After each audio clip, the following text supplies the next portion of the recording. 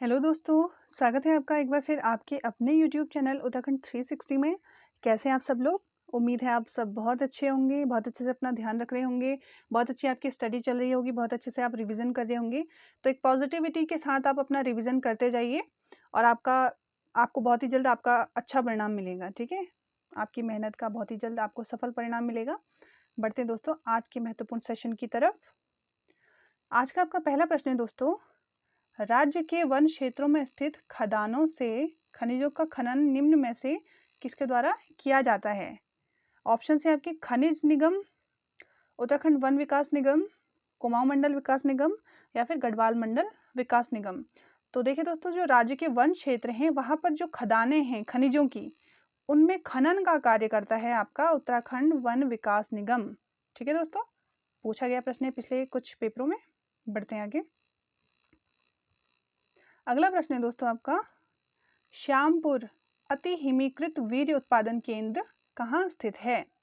देहरादून में, हल्द्वानी में, पौड़ी में या फिर अल्मोड़ा में? तो इसका आंसर है दोस्तों आपका देहरादून में। श्यामपुर अति हिमीकृत वीर्य उत्पादन केंद्र है जो दोस्तों, यह पशुओं में कृत्रिम गर्भाधान हेतु बनाया गया है। ठीक है, तो ये कहाँ है आपका? देहरादून में, ध्यान रखेंगे। बढ़ते हैं आगे। अगला प्रश्न है दोस्तों आपका, तांबे हेतु प्रसिद्ध झिरौली नामक स्थान कहाँ है? ऑप्शन है आपके अल्मोड़ा, नैनीताल, बागेश्वर, पिथौरागढ़। तो झिरौली नामक जो स्थान है और जो तांबे हेतु प्रसिद्ध है, ये आपका अल्मोड़ा डिस्ट्रिक्ट में है। और ध्यान रखिएगा दोस्तों, झिरौली झिरौली से क्या मिलता है हमें? तांबा। ठीक है, और कौन से डिस्ट्रिक्ट में है? अल्मोड़ा डिस्ट्रिक्ट में। बढ़ते हैं आगे।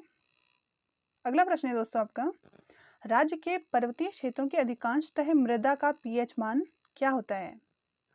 ठीक है, ऑप्शन है आपके 6.1 के मध्य से 6.9 तक, 5.5 तक, 5.5 के मध्य से 6.5 तक या फिर 6। और देखिए दोस्तों, जो आपकी पीएच स्केल होती है, ये किसी भी पदार्थ की अम्लीय और क्षारीय, अम्लीय या फिर क्षारीय प्रकृति बताती है। ठीक है, कौन सा मतलब कोई भी पदार्थ है उसकी स्थिति हमें बताती है, अम्लीय है, क्षारीय है या फिर उदासीन है। ठीक है, तो जो पर्वतीय मृदा है उस पर्वतीय अधिकांश मृदा है जो उत्तराखंड की, उसका जो पीएच स्केल पर मान है वह आपका 5.5 के मध्य से 6.5 तक। इंपॉर्टेंट प्रश्न है, ध्यान रखेंगे। बढ़ते हैं आगे। अगला प्रश्न है दोस्तों आपका, राज्य में सर्वाधिक कृषि योग्य भूमि है? हरिद्वार में, देहरादून में, उधम सिंह नगर में या फिर नैनीताल में?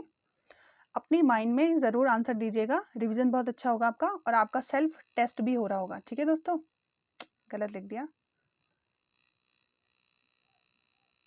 Self test. ठीक है, आपको कितना अच्छे से रिवाइज हुआ है और आप कितने कंटिन्यूसली अपने रिवीजन कर रहे हैं ऐसे पॉइंट्स का, तो इससे आपको आपकी वास्तविक स्थिति का पता चलेगा। तो इसका आंसर है दोस्तों आपका सर्वाधिक कृषि योग्य भूमि है जो उत्तराखंड में, वह है उधम सिंह नगर ज़िले में। ठीक है, बढ़ते हैं आगे। अगला प्रश्न है दोस्तों आपका, राज्य में प्रथम दुग्ध संघ की स्थापना हल्द्वानी में।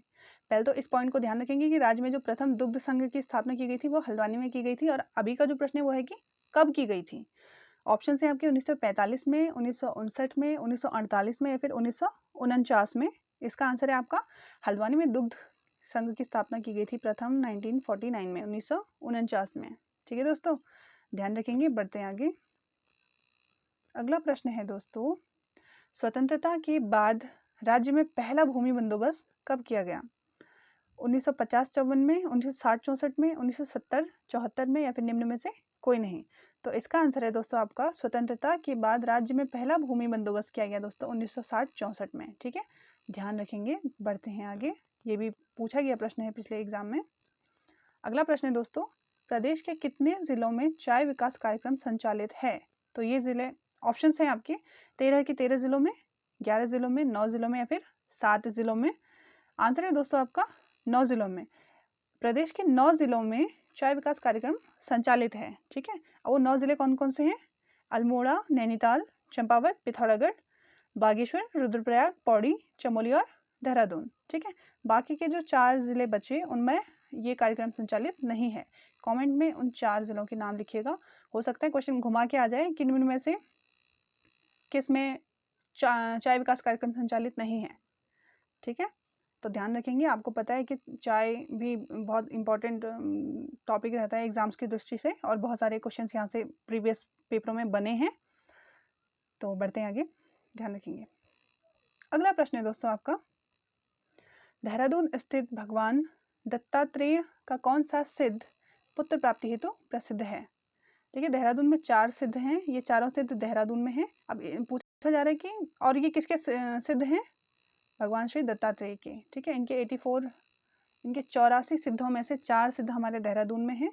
और पुत्र प्राप्ति हेतु कौन सा सिद्ध फेमस है? ऑप्शन है आपके लक्ष्मण सिद्ध, माणक सिद्ध, कालू सिद्ध या फिर मांडू सिद्ध। तो इसका आंसर है दोस्तों कालू सिद्ध।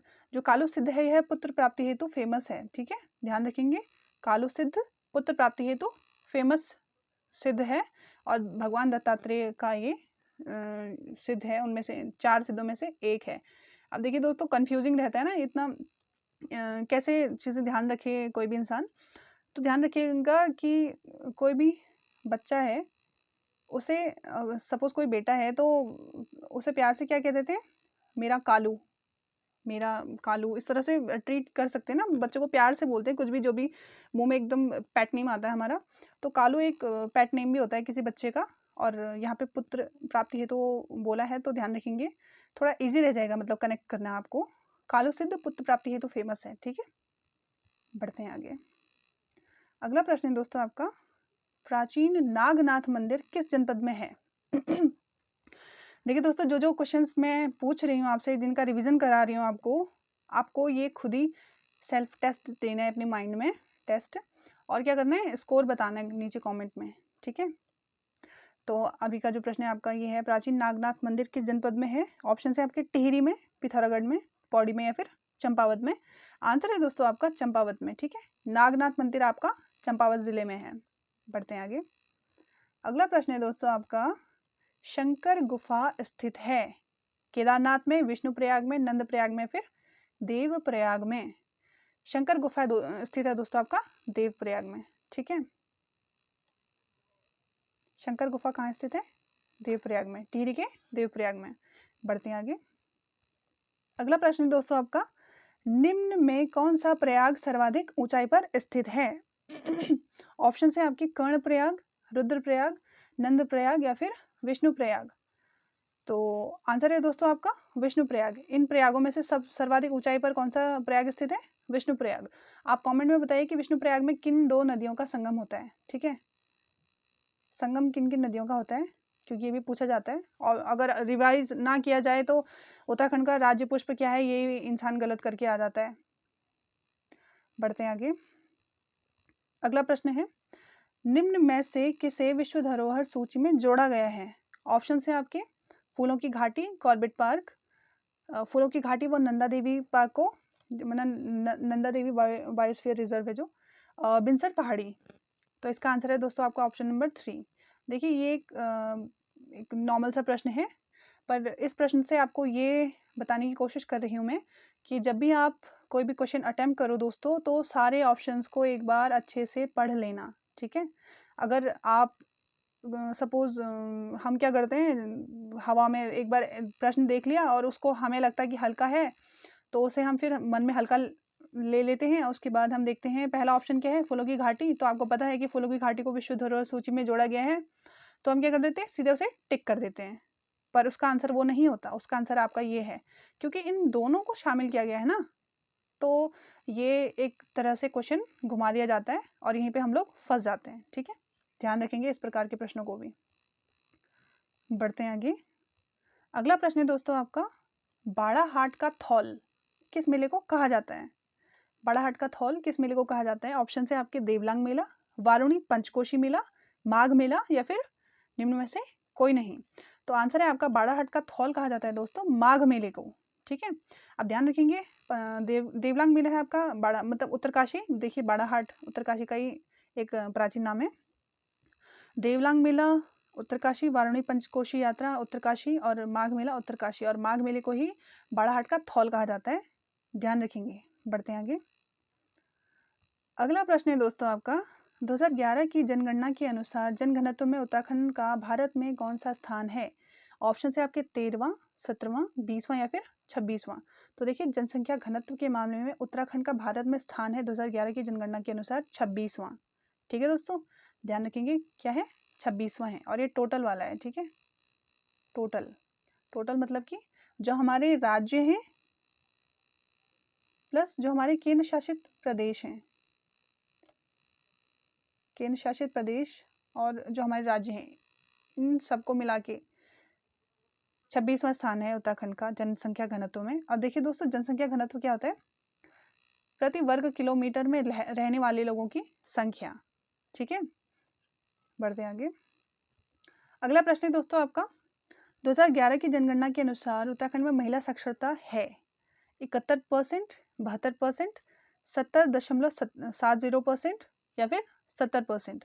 तो इसका आंसर है दोस्तों ऑप्शन नंबर 3, 70.70% उत्तराखंड में महिला साक्षरता है 2011 की जनगणना के अनुसार। साक्षरता और लिंगानुपात इम्पॉर्टेंट, और एक हाँ, साक्षरता लिंगानुपात ये काफ़ी इम्पॉर्टेंट टॉपिक रहते हैं, तो ध्यान रखेंगे महिला साक्षरता की। ठीक है, 70-70 है, ऐसे याद रख लीजिए। अगला प्रश्न है दोस्तों आपका, निम्न में से कौन सी जनजाति भूमियाल देवता की पूजा करती है। ठीक है, इसे पूजा कर लीजिएगा आप, कितनी भी अच्छे से लिखने की कोशिश करो, कुछ ना कुछ इसमें त्रुटियां हो ही जाती हैं, तो ऐसी त्रुटियों के लिए मैं माफ़ी चाहती हूँ आप लोगों से और कोशिश करती हूँ कि उस चीज़ को वहाँ पे क्लियर करूँ, और ऐसे मतलब कोशिशें हैं। तो इस क्वेश्चन को देखते हैं, निम्न में से कौन सी जनजाति भूमियाल देवता की पूजा करती है। ऑप्शन है आपके भोटिया, जौनसारी, राजी या फिर थारू। तो देखिए दोस्तों, भूमियाल देवता की पूजा करती है भोटिया जनजाति। ठीक है दोस्तों, भूमियाल देवता की पूजा करती है भोटिया जनजाति, ध्यान रखेंगे। बढ़ते हैं आगे, अगला प्रश्न देखेंगे, राज्य वित्त आयोग के प्रथम अध्यक्ष थे। ऑप्शन हैं आपके R K Dhar, N P Nawani, R S Tolia या फिर निम्न में से कोई नहीं। तो राज्य के मतलब जो पहला राज्य वित्त आयोग था उसके जो प्रथम अध्यक्ष थे वो थे आपके दोस्तों आर के धर। ठीक है, आर के धर। आपको पता है प्रथम उत्तराखंड राज्य में प्रथम कौन कौन सी चीज़ें हुई, वो भी वहाँ से भी प्रश्न बनते हैं, एक इम्पॉर्टेंट टॉपिक है, तो ध्यान रखेंगे। आर के धर हमारे राज्य वित्त आयोग के प्रथम अध्यक्ष थे। ठीक है, बढ़ते हैं आगे। अगला प्रश्न है दोस्तों आपका, Bharat heavy electricals limited BHEL। ठीक है, भारत हैवी इलेक्ट्रिकल्स लिमिटेड, इसे हम भेल भी कहते हैं, कहीं पे ब्रैकेट में आपको ये भेल ऐसे लिखा मिलेगा, तो ध्यान रखेंगे ये इसी की बात हो रही है। किस स्थान पर है, रानीबाग, रानीपुर, रानीशौर या फिर देहरादून। तो ये दोस्तों आपका रानीपुर में। ठीक है, रानीपुर है आपका हरिद्वार जनपद में, हरिद्वार जनपद में। ठीक है, तो BHEL Bharat heavy electricals limited किस स्थान पर है, रानीपुर हरिद्वार में। ठीक है दोस्तों, ये था आपका आज का सेशन। आपको सेशन कैसा लगा प्लीज़ कमेंट में ज़रूर बताइएगा, और आपका स्कोर क्या रहा कमेंट में ज़रूर बताइएगा। ठीक है दोस्तों, और देखिए दोस्तों एक बात और, जो हमारे जितने भी एग्ज़ाम्स होते हैं उसमें कुछ क्वेश्चंस होते हैं जो कि सभी के लिए टफ होते हैं, पर बाकी की जो क्वेश्चन होते हैं वो यहीं से इसी प्रकार के पूछे जाते हैं। ठीक है, यहीं से इसी सिलेबस से पूछे जाएंगे, इन्हीं टॉपिक्स से पूछे जाएंगे, तो इन्हीं का आप अच्छे से रिवीजन कीजिएगा, कंफ्यूज मत होइएगा, और अच्छे से इन टॉपिक्स को पढ़िए, रिवीजन कीजिए, और हमारी वीडियोस को अगर पसंद करते हो तो प्लीज़ लाइक भी कीजिएगा इसे, और अपना कमेंट में स्कोर ज़रूर बताइएगा। ठीक है, धन्यवाद।